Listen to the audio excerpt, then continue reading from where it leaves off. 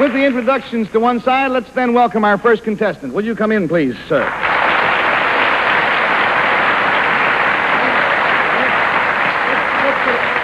Can we get a closer full-up view of this? There you go. All right. Just want you to get a good look. Now, come on in and tell us what your name is, please, and where you are from. Sergeant Martin D. Francisco, Fairchild Air Force Base, Spokane, Washington. This is Sergeant D. Francisco, and he is with the United States Air Force, regardless of his uniform. Now, sir, if you will whisper your secret to me, we will show it to our audience at home at the same time.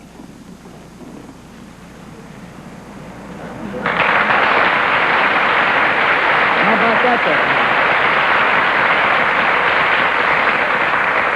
Well, to help classify his secret panel, it concerns something he did, and we will start willy-nilly with anybody want to start. Let's pick Henry, all right? Is that a judo outfit you have on? No, it's not. Is it related to judo? No, it's not. Don't start with me. Let me say that just haphazardly, Henry, he happens to be an instructor in judo for the United States Air Force, but it has nothing to do with his secret. Does his outfit have anything to do with the secret? Mm-hmm. Yes, it does. Is it related to some athletic business? Mm-hmm. Do you throw people? In this art, no.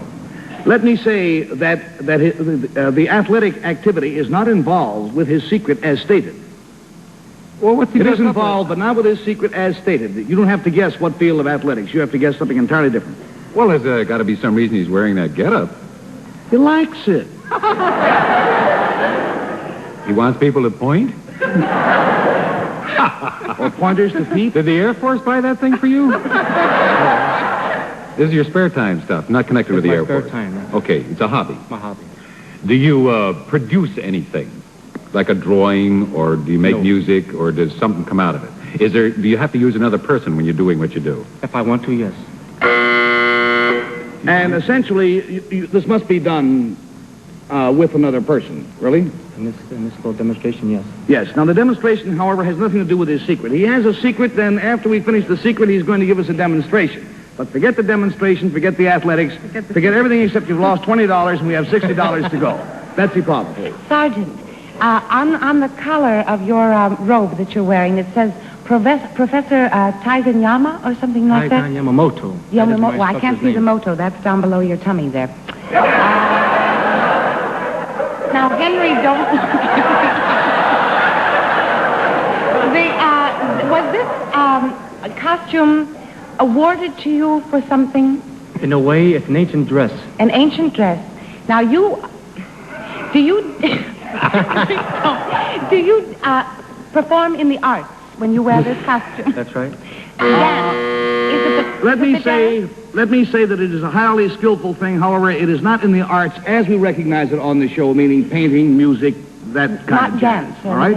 $40 down, $40 to go, and we go, please, to Bill Cullen. That looks like a costume, and I'm off the track. It looks like a costume worn when a bunch of Japanese fellows get together and hit each other on the heads with sticks. That is Kendo. This is not Kendo. It's related to Kendo. It's what Kendo? It's not... Everybody's going for his hobby. Nobody's going for his secret. Your secret is that tonight you have come here to this show, and before a nationwide audience of television viewers, you are not going to do this. He came here tonight not to do it. That is not his secret. All right, $60 down, $20 to go. It's a hot night in New York, and Sergeant, I suggest that you and I be utterly frank about this matter. Okay? Now, we go to Bess Meyerson, please. Well, Sergeant, let's see now. The secret has something to do with something you did. Did you do this outside of the United States? Correct. Was it in Japan? Correct. A group of Japanese men involved? No. Women involved. Women? I beg your pardon.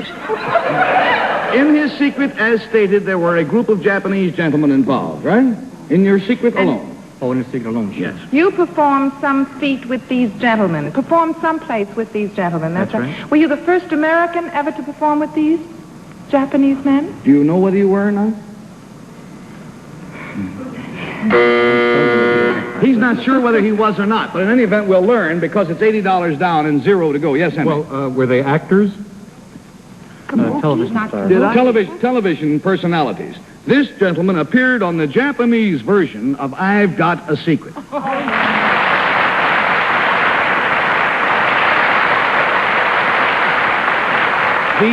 The Japanese, and I am glad that we are friendly with them now, but I must observe that they have the same happy faculty as the Russians have, which is when they see something they like, they take it.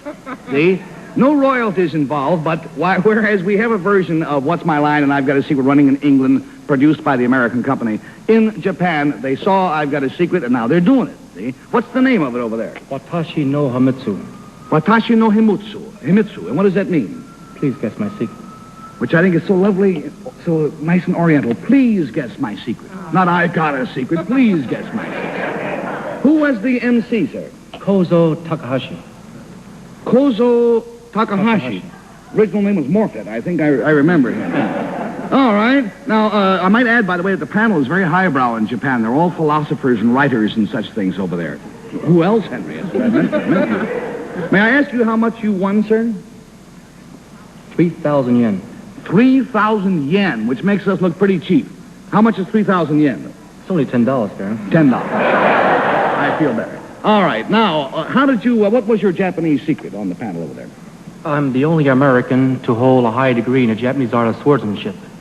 And you gave a performance on I've Got a Secret over there with the Japanese swords, right? Correct. And how did you learn this extraordinary art?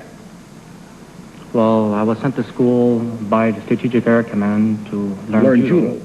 My off-duty time, I picked up the swordsmanship. In other words, the Air Force sent him over to learn judo so he could come back and be an instructor for our guys, but he picked up the swordsmanship on the side.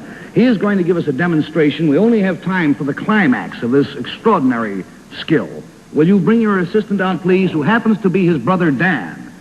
Here's his brother Dan. And there you see Japanese samurai swords. I will ask, if I may hold the sword, please, I want to establish the validity of the fact that this is really a lethal weapon. And boy, that's like a razor. We take a piece of paper. Can you make it there? All right. Sharp enough? All righty. Now, I will leave you to your devices, sir, with your brother Dan. Here goes the demonstration. Dan will assume an attitude which is unhappily familiar from photographs, the attitude of Japanese or Oriental execution. On the nape of his brother's neck, with the aid of good old American Scotch tape, he places a carrot. No tricks, a carrot. That's all. Now, what he is going to do with this sword is to take a swipe, and he will sever the carrot without damaging his brother in any way. I must ask for complete quiet, please.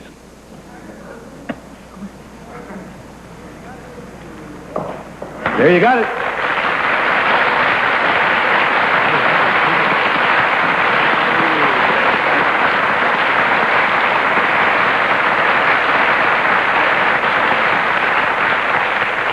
Dan, let me ask you something, and I want you to be completely truthful with me. Be frank. Are you out of your mind? I want to say also that you may have noticed that when his brother came over here, he instinctively wiped the sword on his tabushishaki. This was from carrot juice, not from brother juice. I just wanted you to know that. A remarkable demonstration of discipline. Thank you very, very much. Thank you, Dan.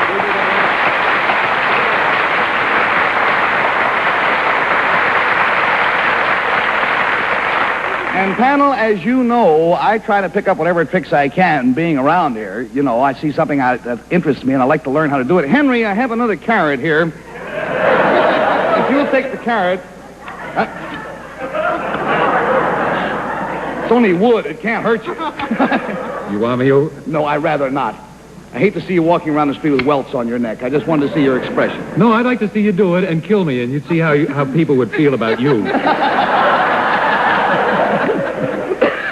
They write it and they say fumble fingers. There you go.